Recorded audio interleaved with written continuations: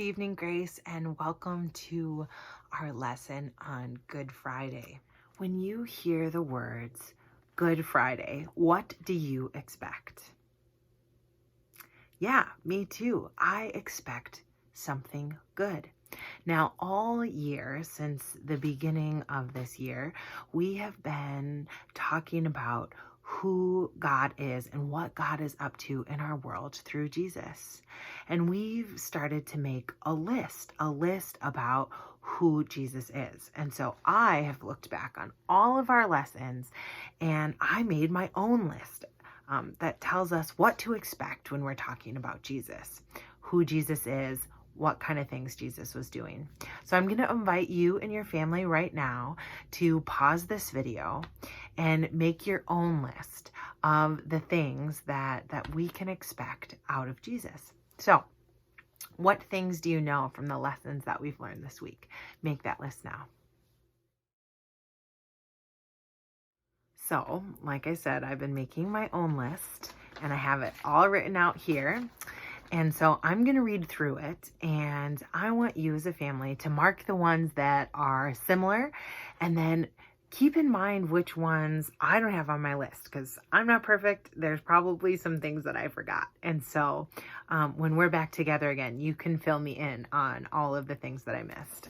So here are some of the things that I've written down about what we can expect from Jesus, who Jesus is. So Jesus is God's Son, the beloved. Jesus healed, Jesus taught, and Jesus preached. Jesus cares about people. Jesus cares about you. Jesus cares about me. And Jesus especially cares about others, the people that others don't really care about. Jesus cares a lot about those kind of people. Jesus has the power of God.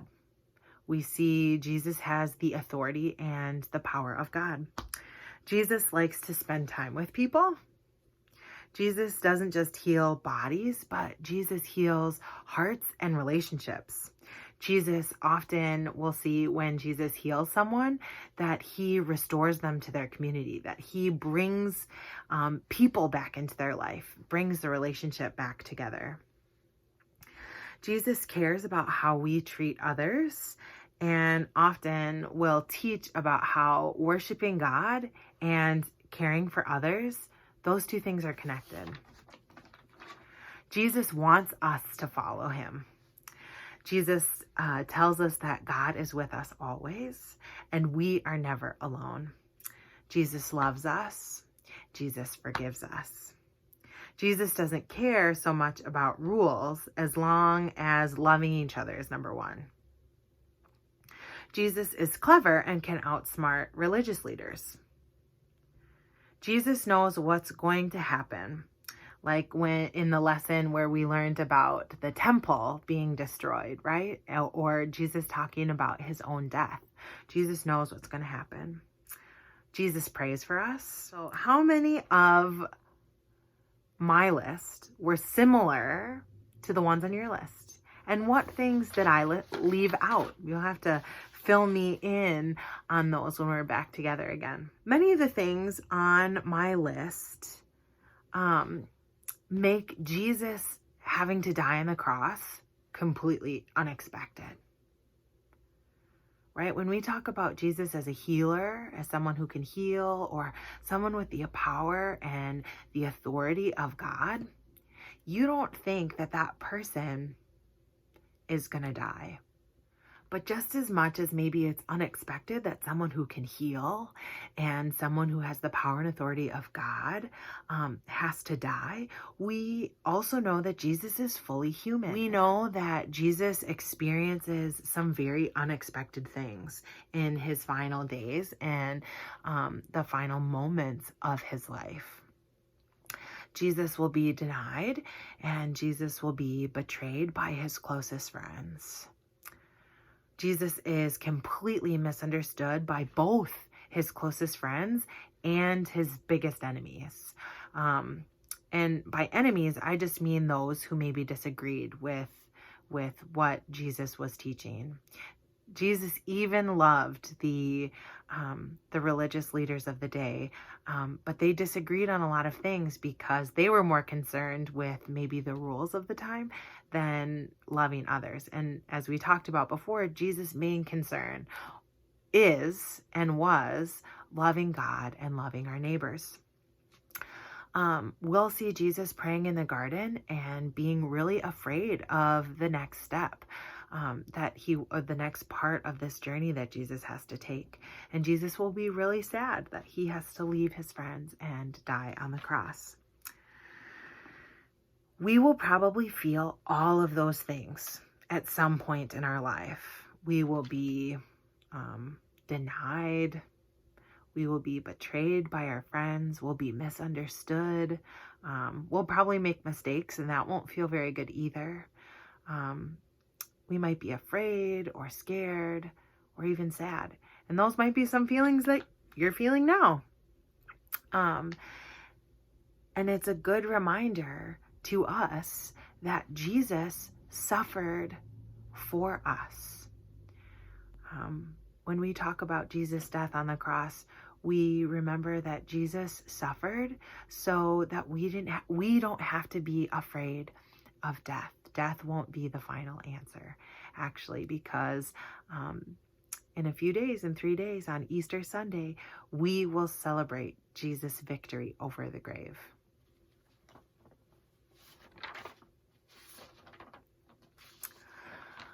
So right now, I would like to read in our Spark Storybook Bible. I'm going to start in the middle of a story. It's the Last Supper story, and maybe you and your family read that yesterday as a part of your Maundy Thursday celebration. But I'm going to start on page 466. And if you've got your Spark Bible at home, you can turn to that page now, or you can just listen to the story as I tell it right here. When the meal was over, Jesus and his friends went to a place called the Mount of Olives. Jesus said sadly, "Soon you will all leave me." Peter felt bad. "Even if all the others leave you," he said, "I won't." Jesus looked at his dear friend and said quietly, "Before the sun rises, you will pretend you don't know me 3 times. Peter said, "Jesus, I love you too much to ever do that to you." And all of the other disciples said the same thing. Jesus is betrayed. Jesus had a good friend named Peter who was there when Jesus healed people and made miracles happen. Jesus liked Peter so much that he gave Peter the nickname the Rock. Jesus had another friend named Judas. Jesus, Peter, Judas, and the other disciples spent lots of time together. They were all together when Jesus told them that his life had to end. It was a sad and hard time for Jesus and his friends. Jesus felt so sad that he went to a quiet place in a garden and prayed. "Please, God," Jesus prayed, "make me strong. Help me trust you." Jesus asked the disciples to come to the garden and stay awake while he prayed, but they fell asleep. "Wake up, wake up, wake up," Jesus told the disciples 3 times. When Jesus finished praying, it was time for them to go and face hard things. Even though Jesus had many friends, he had some bad enemies too. Some people were scared that Jesus would change the world too much with love. Judas got scared too. He let Jesus down. Judas told some of Jesus' enemies where Jesus was. When soldiers came to the garden, Judas kissed Jesus on the cheek to show them who they were looking for. The soldiers took Jesus away. Judas and Peter ran away and hid. They were so scared. Later, Peter waited outside the place where Jesus was on trial. A girl saw Peter and said, "He's a friend of Jesus. He's in trouble too." Peter wanted to help his friend Jesus, but he was scared, so he pretended he didn't know Jesus. "I don't know him. I don't know him. I don't know him," Peter said. His lie made him feel even worse inside. Peter ran away again. He cried and cried. Peter felt so sad for Jesus. Peter felt very, very sorry. But Jesus knew that Peter loved him. Jesus knew that Peter was his friend. That's why he had given Peter such a special job. The rock became a strong leader in the church. He told many, many people about his best friend Jesus. I know him. I know him. I know him. Peter told everyone, and that was the truth. Christ the King. The priests were mad at Jesus and wanted to get rid of him. What will happen to us if the people follow Jesus, they grumbled.